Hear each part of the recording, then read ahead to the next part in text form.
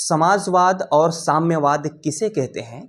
Class 10th history chapter number 2 को हम लोग बिल्कुल नॉर्मल तरीका से समझेंगे। जैसे दही से मक्खन निकाल लिया जाता है वैसे ही क्लास को आज निकाल के लेके आए हैं बच्चों।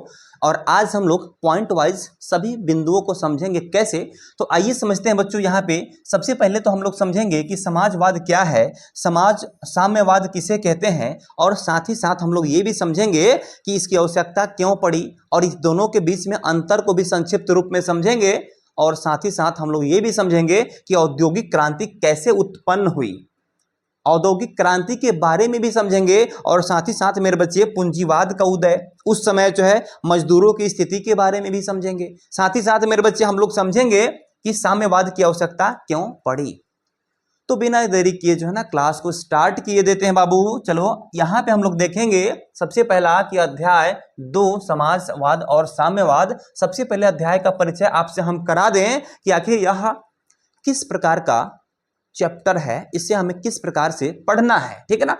तो चलो बच्चों यहाँ पे सबसे पहले तो यह अध्याय 19वीं और 20वीं शताब्दी में फैले दो बड़े विचारों साम्यवाद और समाजवाद। यह है क्या, यह कोई जानवर का नाम नहीं है, ये जो है दोनों एक विचारधारा है, एक प्रकार का क्या है, दोनों विचारधारा है बच्चों। तो यहाँ पे समझेंगे साथियों समाजवाद और साम्यवाद के बारे में सबसे पहले समझना है हमें। तो सबसे पहले इसमें हम ये भी समझेंगे कि इन विचारों का उद्देश्य क्या था, आखिर समाजवाद का उद्देश्य क्या था और साम्यवाद का उद्देश्य क्या था।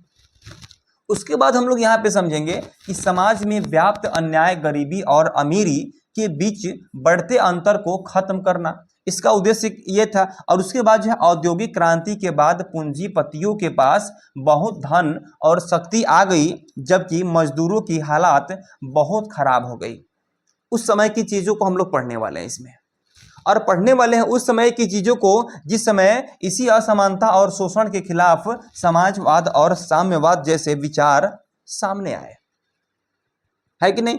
उसके बाद कुल मिला के अगर देखा जाए तो हम इस अध्याय में जानेंगे कि समाजवाद और साम्यवाद क्या है, इनका विकास कैसे हुआ और दुनिया तथा भारत पर इसका क्या प्रभाव पड़ा। इस समाजवाद और साम्यवाद का प्रभाव भारत पर क्या पड़ा, कैसे पड़ा, उसके बारे में भी हम समझेंगे।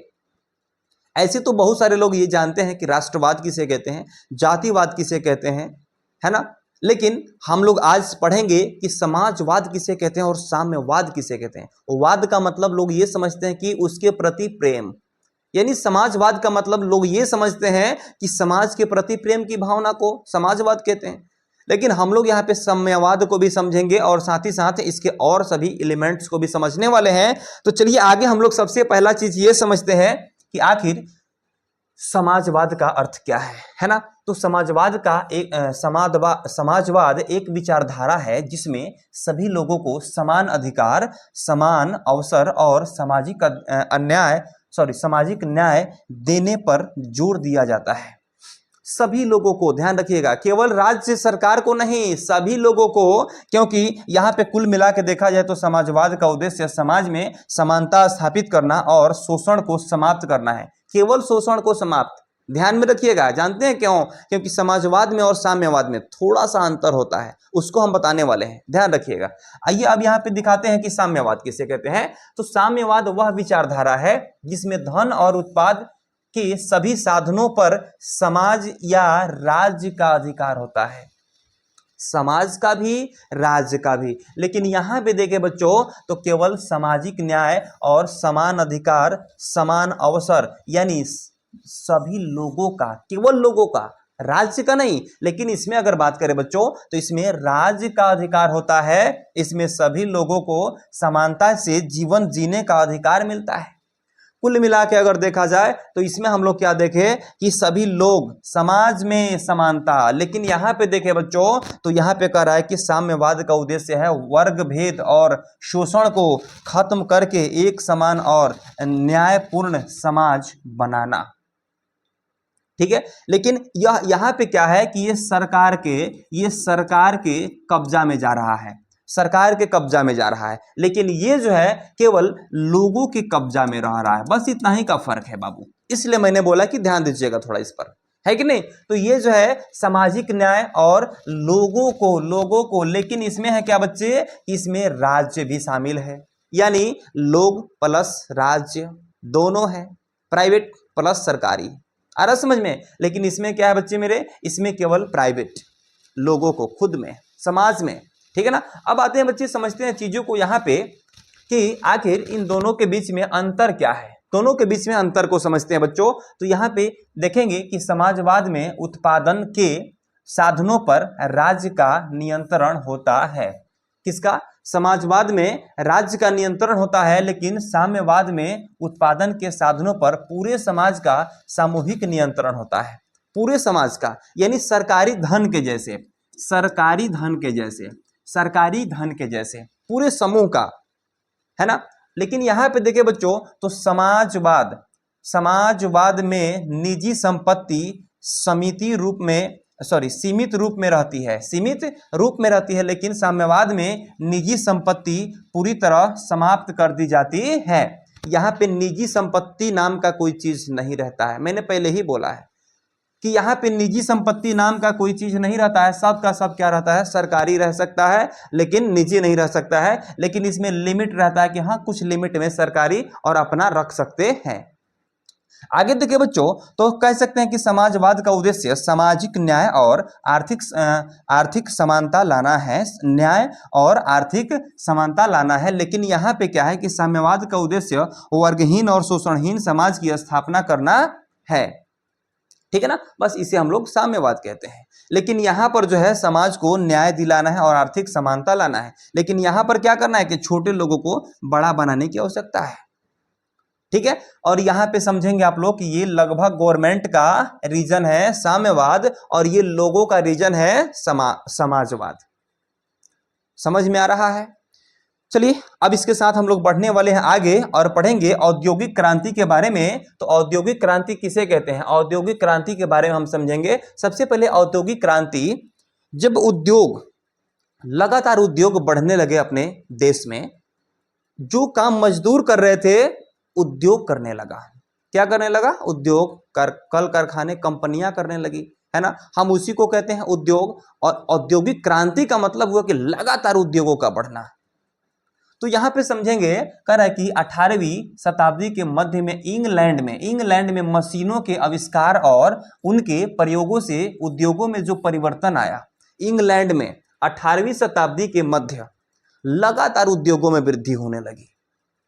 अब यहां पे समझते हैं कि जो परिवर्तन आया उसे औद्योगिक क्रांति कहते हैं। और यहां पे समय अगर देखा जाए बच्चों, तो 18वीं शताब्दी के मध्य से लेकर 19वीं शताब्दी के प्रारंभ तक, अभी यहां भी देखें इस चीज को, ठीक है। और देखिए बच्चे स्थान, तो इसकी शुरुआत इंग्लैंड में हुई और बाद में यह अन्य यूरोपीय देशों तथा अमेरिका में फैल गई। सबसे पहले इसकी शुरुआत अगर देखा जाए, अगर एग्जाम में सवाल पूछता है बाबू, अगर ये कि औद्योगिक क्रांति की शुरुआत कहां से हुई, तो कह देंगे कि इंग्लैंड से हुई थी। कब हुई थी, 18वीं शताब्दी में हुई थी, ठीक है। आगे बढ़ते हैं बाबू, यहां पे समझते हैं कि मुख्य विशेषता क्या है। तो मशीनों का आविष्कार और उसका व्यापक उपयोग होने लगा। उसके बाद कारखानों की स्थापना और उत्पादन में वृद्धि हो गई, है कि नहीं। उसके बाद कृषि से उद्योगों की ओर बदलाव, कृषि को छोड़ करके लोग उद्योगों की तरफ जाने लगे और कृषि में कमी होने लगी और सभी लोग की निर्भरता उद्योगों पर होने लगी, है ना। बस इसी को कहते हैं औद्योगिक क्रांति। आगे है पॉइंट यहाँ पे कि परिवहन और संचार के साधनों में सुधार हुआ, लेकिन नगरों का विकास और जनसंख्या में वृद्धि होने लगा। अब लोग जो है गांव से जाकर के, ग्राम से जाकर के नगर में बसने लगे और कल कारखानों पर निर्भर होने लगे, जो लोग पहले कृषि पर निर्भर रहते थे, ठीक है। अब इसे ही औद्योगिक क्रांति के बारे में अगर कहता है कि औद्योगिक क्रांति क्या है, तो इन सभी पॉइंट्स को नोट्स बना के बच्चे अगर रख लेते हैं तो समझिए कि एग्जाम के लिए बहुत ही रामबाण साबित होने वाला है। आगे की पॉइंट की बात करें बच्चे कि यहां पे पूंजीवाद का उदय कैसे हुआ, तो पूंजीवाद का मतलब यह होता है ना कि पूंजी, रुपए पैसे वाले लोग, यानी कि पूंजीवाद, यानी लोग जो है ना पूंजी से प्रेम करने लगे। सरकारी धन दौलत का वहां पे कोई वैल्यू नहीं है, लोग पूंजी पर निर्भर करने लगे। अब यहाँ पे समझते हैं चीजों को कि पूंजीवाद का उदय कैसे हुआ। तो यहाँ पे परिभाषा इसका है कि पूंजीवाद वह आर्थिक व्यवस्था है जिसमें उत्पादन के साधनों पर निजी व्यक्तियों का स्वामित्व होता है। स्वामित्व का मतलब होता है कब्जा। तो निजी व्यक्ति का स्वामित्व होता है और लाभ कमाने के लिए उत्पादन किया जाता है। लाभ कमाने के लिए उत्पादन किया जाता है। साथ ही साथ यहां पे अगर बात किया जाए उदय के कारण क्या है, तो व्यापार और वाणिज्य का विस्तार, वैज्ञानिक आविष्कारों और तकनीकी उन्नति, उसके बाद है उपनिवेशवाद के कारण कच्चे माल और नए बाजारों की उत्पत्ति, है ना। उसके बाद है सामंतवाद के पतन से नई आर्थिक व्यवस्था का विकास, यानी सामंतवाद का धीरे धीरे पतन होने लगा। राजा क्या होने लगे, धीरे धीरे खत्म होने लगे और सभी समाज जो है ना खुद पर स्वयं निर्भर होने लगे और राजतंत्र का स्थापना खत्म होने लगा और प्रजातंत्र की शुरुआत हो गई। और उसके बाद यहां पे हुआ यूं कि इसकी मुख्य विशेषता की बात करें तो निजी संपत्ति का अधिकार, लाभ कमाना मुख्य उद्देश्य, प्रतिस्पर्धा की भावना, और यहां पे बात करें तो उत्पादन के साधनों पर पूंजीपतियों का नियंत्रण, श्रम को मजदूरी के आधार पर नियोजित करना, और यहां पे बाजार की शक्तियों द्वारा अर्थव्यवस्था का संचालन। अब इसी को कहा गया था क्या, तो पूंजीवाद का उदय। और इसी सभी को मिला करके अगर देखा जाए तो पूंजीवाद का उदय हुआ, है ना। और कुल मिला के अगर देखा जाए तो इसका परिणाम यह हुआ कि औद्योगिक क्रांति को बढ़ावा मिला, उत्पादन और व्यापार में बहुत वृद्धि हुई। जो चीजों को हम लोग अपने हाथों से बनाते हैं, औद्योगिक क्रांति के बाद उद्योगों में बनने लगा, जिससे सभी सामान में, बाजारों में बहुत एकदम अचानक वृद्धि हुई। उसके बाद अगर यहाँ पे देखें तो पूंजीपतियों का वर्ग बहुत क्या था, समृद्ध था, समृद्ध हुआ। समृद्ध का मतलब कि बहुत बढ़ गया। पूंजीपतियों का वर्ग बहुत बढ़ गया और यहाँ पे श्रमिक वर्ग का शोषण बढ़ गया। जो भी श्रमिक वर्ग के लोग थे उनका शोषण होने लगा। कब, जब पूंजीवाद का उदय हुआ। उसके बाद यहां पे देखें तो और समाज में असमानता आई। समाज में अचानक असमानता आई, उच्च वर्ग के लोग हो गए, कुछ नीच वर्ग के लोग हो गए, इस प्रकार से असमानता आई, है ना। कब, जब ये पूंजीवाद का उदय हुआ तब, है ना। अब जब पूंजीवाद का उदय हुआ तो मजदूरों की स्थिति दयनीय हो गई, अति दयनीय हो गई, और पूंजीपतियों को बहुत सारा सुख भोगना पड़ने लगा, बहुत सारा ये लोग को सुख प्राप्त होने लगा, लेकिन मजदूरों की स्थिति काफी दयनीय हो गई। आइए समझते हैं मजदूरों की स्थिति उस समय में क्या थी। तो सबसे पहला कि मजदूरों की 5 स्थितियां उस समय का बताने जा रहे हैं, जो कि पूंजीवाद के समय था। जब औद्योगिक क्रांति आई तो पूंजीवाद का उदय हुआ, तो वहां पे मजदूरों की स्थिति क्या थी, आइए दिखाते हैं आपको। कि लंबे समय तक काम करना, मजदूरों से 12 से 16 घंटे प्रतिदिन काम लिया जाता था औद्योगिक क्रांति के समय, जब पूंजीपतियों का उदय हुआ था तब, ठीक है ना। तो उस समय ये सवाल बार बार आपके एग्जाम में भी पूछे गए हैं, बोर्ड एग्जाम में, कि औद्योगिक क्रांति के समय मजदूरों की स्थिति क्या थी, उसे लिखें, है ना। तो उसको ऐसे आप लोग लिखेंगे कि लंबे समय तक काम, मजदूरों से 12 से 16 घंटे तक काम लिया जाता था, कम मजदूरी दिया जाता था, उन्हें उनके कठिन परिश्रम के अनुसार बहुत कम वेतन मिलता था। उसके बाद यहाँ पे देखें तो महिलाओं और बच्चों से भी काम लिया जाता था, यानी कम मजदूरी में महिलाओं और छोटे बच्चों से भी कठोर काम कराया जाता था। ये थी मजदूरों की दयनीय स्थिति उस समय में। अगला पॉइंट है यहां पर कि असुरक्षित और अस्त-व्यस्त वातावरण, बहुत खतरनाक काम लिए जाते थे इनसे। आजकल तो बहुत सारे लोग कल कारखाने में काम करते हैं जिसमें सेफ्टी बेल्ट वगैरह का यूज किया जाता है, बट यहां पे मेरे बच्चे कहा जा रहा है ना कि कारखानों में न तो साफ सफाई होती थी और न ही सुरक्षा के कोई साधन थे, फिर भी मजदूरों को मजबूरी में काम करना पड़ता था जब पूंजीपतियों का उदय हुआ था। आगे देखिए बच्चे, यहाँ पे तो कह सकते हैं कोई सुरक्षा या सुविधा नहीं, यानी दुर्घटना होने पर न तो इलाज की सुविधा मिलती थी और न ही कोई मुआवजा दिया जाता था। आजकल अगर कंपनी में कोई अचानक घटना घटी तो समझिए कि कंपनी द्वारा उस मजदूर की इलाज करवाई जाती है, लेकिन उस समय, जिस समय पूंजीपतियों की उदय हुई थी, उस समय कोई इलाज नहीं, कोई दुर्घटना का कोई व्यवस्था ही नहीं था। तो यहां पे समझे तो कुल मिलाकर के मजदूरों की अगर स्थिति के बारे में पूछे तो अब उम्मीद करते हैं कि सभी लोग इसके बारे में लिख सकते हैं, निधड़क लिख सकते हैं, है कि नहीं। अगला पॉइंट हम लोग का होने वाला है ये कि समाजवाद की आखिर आवश्यकता पड़ी क्यों। तो समाजवाद की आवश्यकता क्यों पड़ी, यहां पे हम लोग समझते हैं कि पूंजीवाद में समाजवाद सभी लोग उच्च नीच की भावना को हटाने की कोशिश करने लगे, जिसे हम लोग समाजवाद कहते हैं। और यहाँ पे पूंजीपतियों में उच्च और नीच का यहाँ पे दर्जा दिया जा रहा था सभी लोगों को। कुछ लोग पूंजीपति थे तो कुछ लोग मजदूर थे, उसमें भी मजदूरों की दयनीय स्थिति थी। तो अब हम समझते हैं कि समाजवाद उत्पन्न क्यों हुआ। तो पूंजीवाद में धन और संपत्ति कुछ लोगों के हाथों में केंद्रित हो गई थी, जो खुद सरकार बन बैठे थे, बन बैठे थे, और जिसमें अमीर और गरीब के बीच बहुत असमानता बढ़ गई थी, बहुत ज्यादा असमानता बढ़ गई थी। कुछ लोग बहुत अमीर थे तो कुछ लोग काफी गरीब थे, है ना। तो यहां पे समझेंगे कि मजदूरों का शोषण बहुत होता था, उन्हें कम मजदूरी मिलती थी और लंबे समय तक काम करना पड़ता था, इसलिए समाजवाद का प्रकोप बढ़ा। अगर देखें यहाँ पे तो मजदूरों और गरीब लोगों के पास रहने, खाने, शिक्षा और चिकित्सा जैसे मूलभूत सुविधा नहीं थी, इसलिए समाजवाद बढ़ा, इसलिए समाजवाद की आवश्यकता पड़ी, है ना। उसके बाद यहाँ पे देखें तो औद्योगिक क्रांति के कारण बेरोजगारी, असुरक्षित काम और आर्थिक अस्थिरता बढ़ गई थी, इसलिए समाजवाद की आवश्यकता पड़ी। उसके बाद देखिए बच्चे, तो इन सभी कारणों से मजदूरों और आम जनता के जीवन में सुधार के लिए समाजवाद की आवश्यकता महसूस हुई और समाजवाद की स्थापना हुई भी।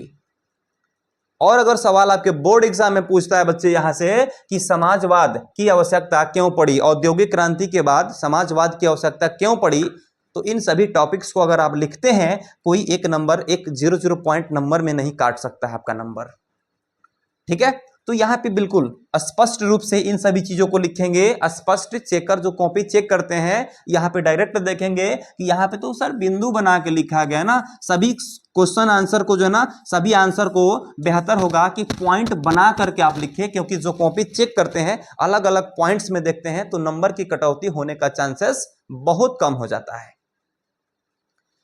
तो चलिए, इतना स्ट्रगलफुल वीडियो अगर आपको अच्छा लगा हो तो वीडियो को लाइक जरूर कीजिएगा।